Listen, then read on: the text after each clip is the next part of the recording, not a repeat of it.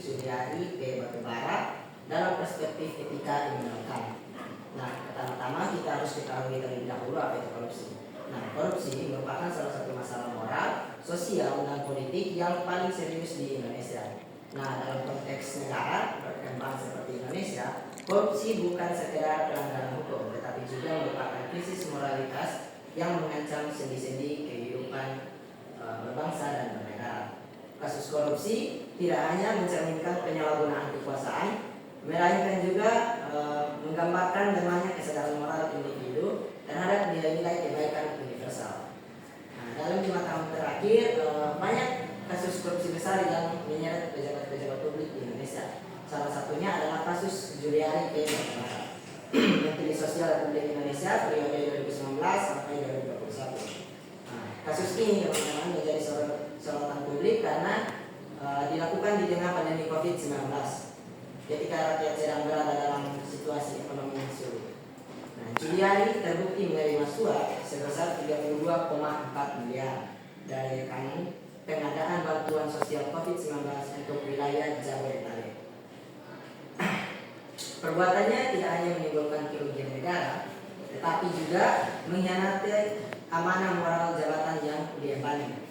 Dalam konteks filsafat moral, kasus ini dapat dianalisis melalui etika Immanuel Kant. Nah, di sini kalau saya memilih etika Immanuel Kant, karena memang sudah dilatih saya bagian Immanuel Kant. Nah, yang menekankan bahwa tindakan moral tidak ditentukan oleh akibatnya, tetapi oleh niat dan kewajiban moral atau duty. Nah, pendekatan ini relevan karena mampu menilai kejahatan moral di balik korupsi secara rasional dan prinsipil, bukan sekadar dari sisi hukum positif. Nah, etika Kantian menempatkan manusia sebagai makhluk rasional yang harus bertindak berdasarkan hukum moral universal atau moral law. Nah, bukan karena dorongan hawa nafsu, kepentingan pribadi, atau tekanan eksternal. Oleh karena itu, tindakan korupsi dapat dipandang sebagai bentuk kegagalan seseorang dalam menggunakan rasio praktis untuk bertindak sesuai prinsip moral yang dapat dijadikan hukum universal bagi semua manusia. Di sini saya akan ceritakan sedikit deskripsi kasus korupsi Juliari P. Batubara. Jadi pada masa pandemi COVID-19 tahun 2020, pemerintah Indonesia meluncurkan program bantuan sosial alias Bansos.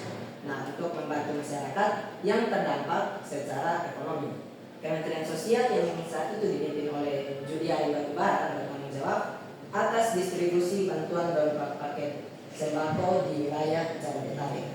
Namun, penyelidikan Komisi Pemberantasan Korupsi atau KPK menemukan bahwa Juliari menerima suap dan P dari perusahaan penyedia paket bansos sebesar 10.000 per paket.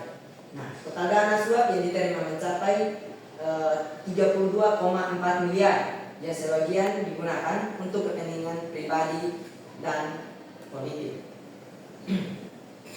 Dalam persidangan di Pengadilan Tipikor Jakarta, Juliari dinyatakan terbukti secara sah dan meyakinkan melanggar pasal 12 huruf A dan B Undang-Undang Nomor 31 Tahun 1999 tentang pemberantasan tindak pidana korupsi. Ia dijatuhi hukuman 12 tahun penjara, denda 500 juta, dan kewajiban membayar uang pengganti sebesar 14,5 miliar.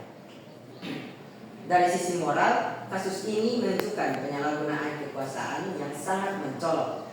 Ketika masyarakat sedang menderita akibat pandemi, seorang pejabat publik justru memperkaya diri sendiri melalui dana yang seharusnya disalurkan kepada rakyat miskin.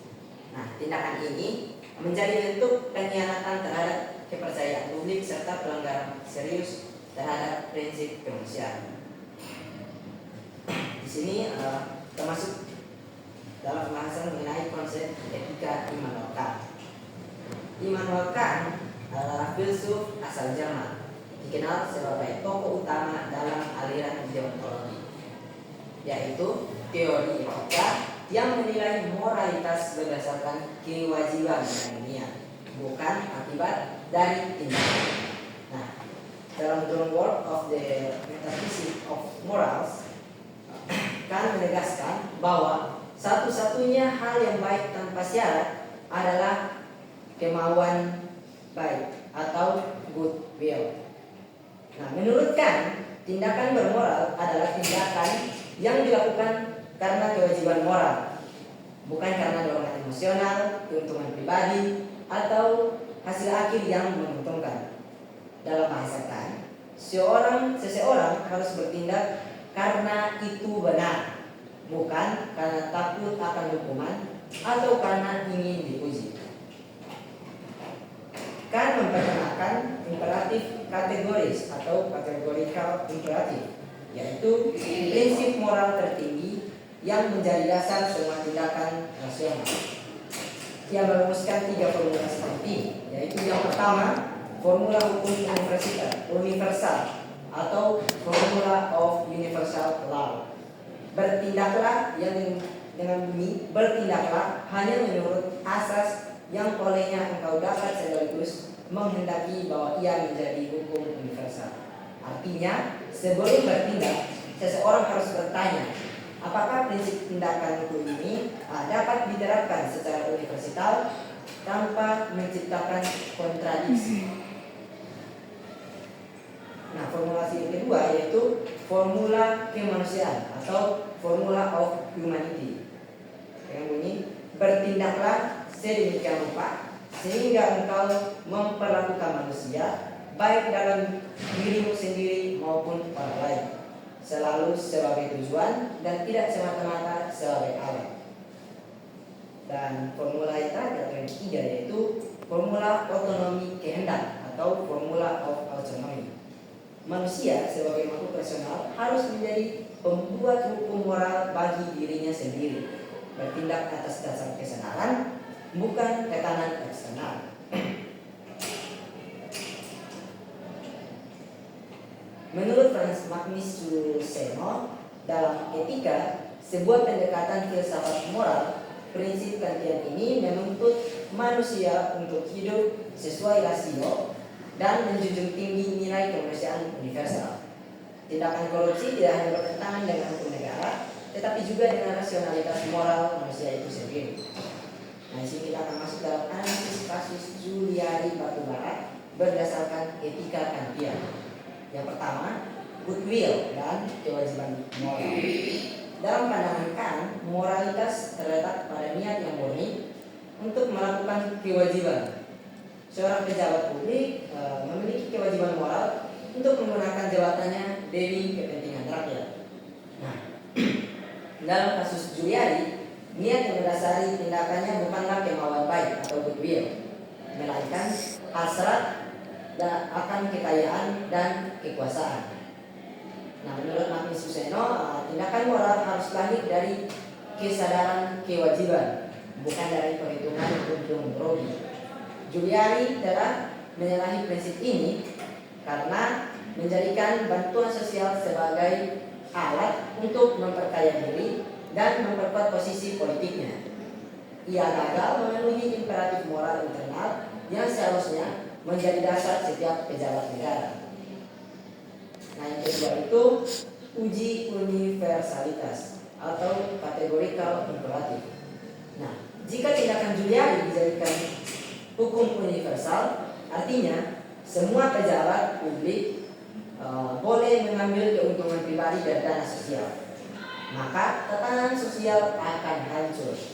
Nah, Kant menyebut situasi semacam ini sebagai kontradiksi dalam kehendak atau contradiction in the will, di mana prinsip tindakan tidak dapat dijalankan secara konsisten tanpa merusak sistem moral itu sendiri.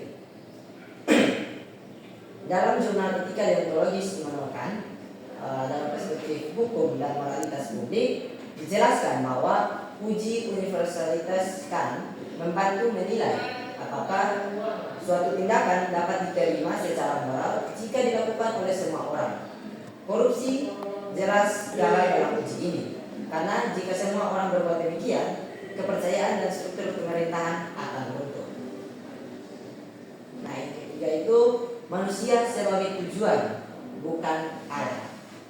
Nah, tindakan Juliari menjadikan rakyat miskin yang membutuhkan bantuan sebagai alat untuk memperkaya diri. Dalam perspektif kantian, hal ini merupakan bentuk penghinaan terhadap martabat manusia.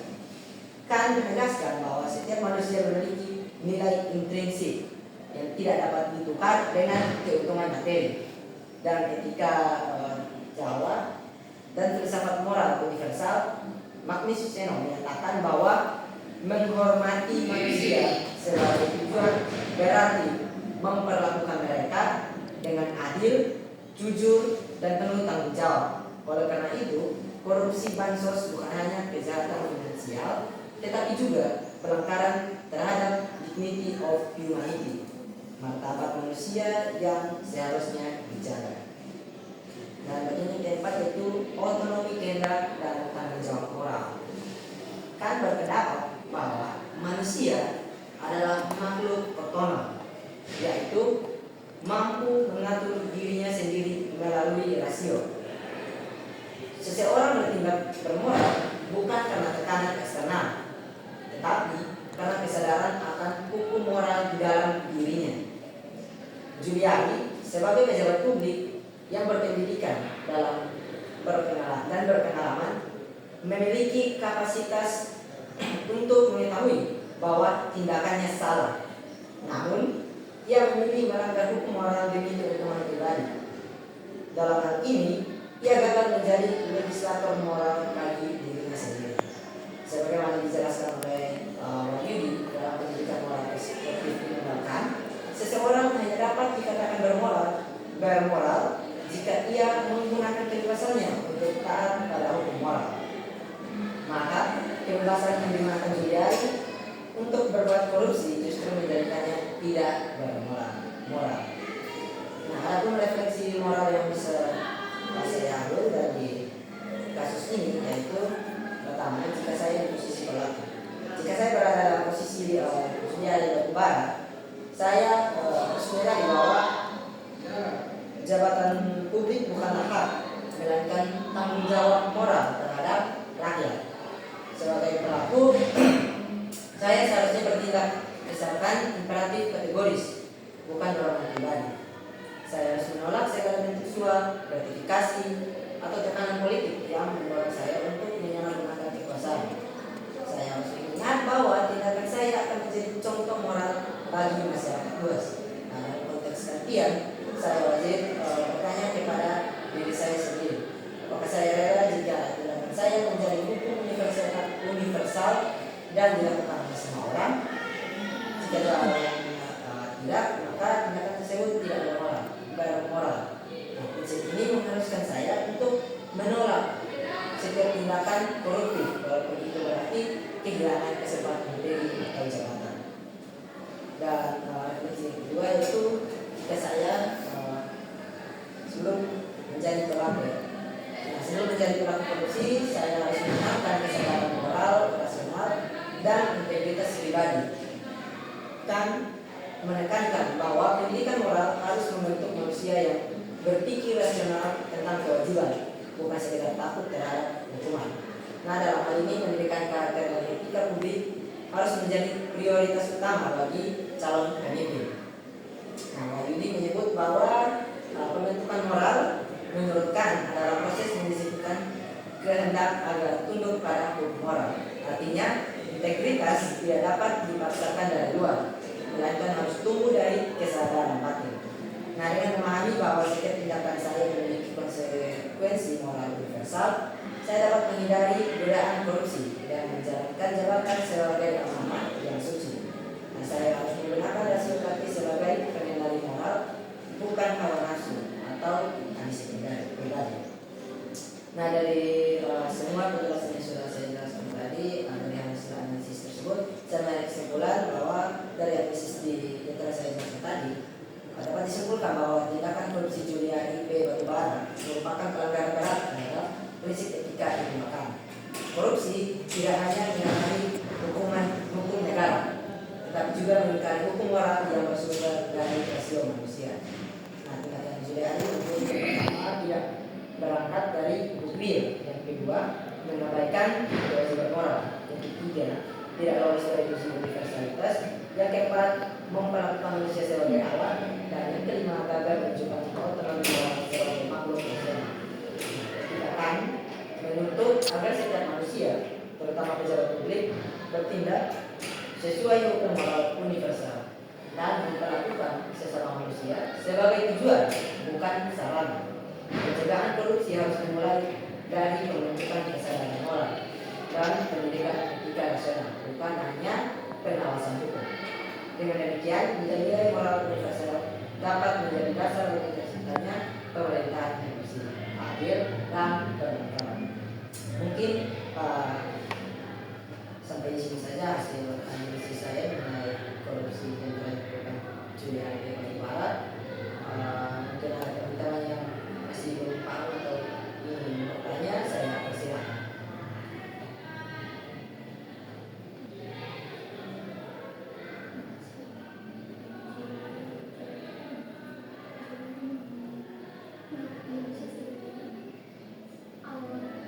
Ya.